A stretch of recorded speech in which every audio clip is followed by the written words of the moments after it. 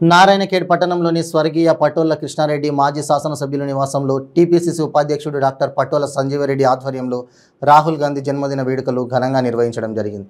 ఈ సందర్భంగా సంజీవరెడ్డి మాట్లాడుతూ భారతదేశానికి ఏకతాటిపై తెచ్చి స్వాతంత్రం తెచ్చిన ఘనత వీరి కాంగ్రెస్ కుటుంబానికే దక్కిందన్నారు। అలాగే అఖండ భారత నిర్మాణం కోసం రాహుల్ గాంధీ కాశ్మీర్ నుండి కన్యాకుమారి వరకు చేపట్టిన భారత్ జోడో యాత్ర చేయడం ద్వారా దేశంలోని కుల మతాలకు ఏకతాటిపై తెచ్చిన ఘనత రాహుల్ గాంధీకే దక్కిందన్నారు। ఈ కార్యక్రమంలో మున్సిపల్ కౌన్సిలర్లు దారం శంకర్ సేట్, హనుమాన్లు, రాజేష్ చౌహాన్, పీపీఎస్సీ చైర్మన్ శోభా అశోక్ రెడ్డి, వైస్ చైర్మన్ అంజిరెడ్డి, సర్పంచులు గుండేరావు మరియు కాంగ్రెస్ పార్టీ నాయకులు, కార్యకర్తలు పెద్ద ఎత్తున పాల్గొన్నారు।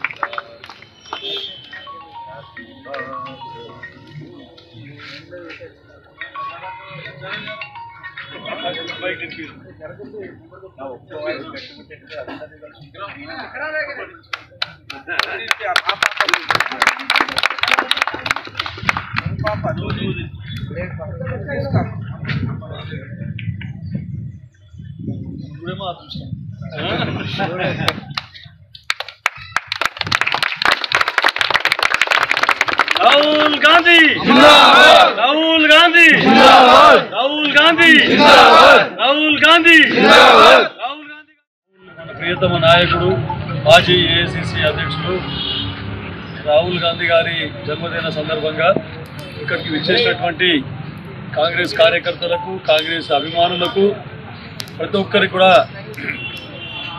నా యొక్క నమస్కారం। ఈరోజు రాహుల్ గాంధీ గారి జన్మదినం జరుపుకోవడం చాలా సంతోషంగా ఉంది।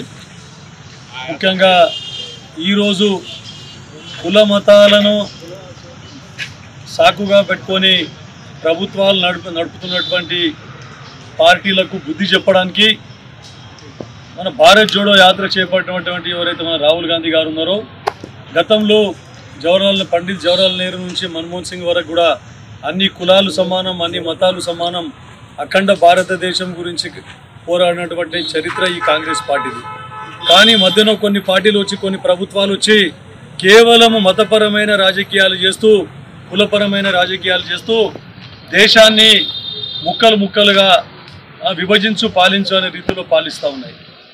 దాన్ని రూపుమాపి మరొకసారి అఖండ భారతావని స్థాపించి అన్ని కులాలు మతాలు సమానమని నిరూపించే విధంగా, అన్ని కులాల మతాలను ఒక్కతాటి మీదకి తీసుకొచ్చే విధంగా మన ప్రియతమ నాయకుడు రాహుల్ గాంధీ గారు కన్యాకుమారి నుండి కాశ్మీర్ వరకు సుమారు 3600 కిలోమీటర్ల పాదయాత్ర చేపట్టిన ఘనత మన ప్రియతమ నాయకుడు రాహుల్ గాంధీ గారు।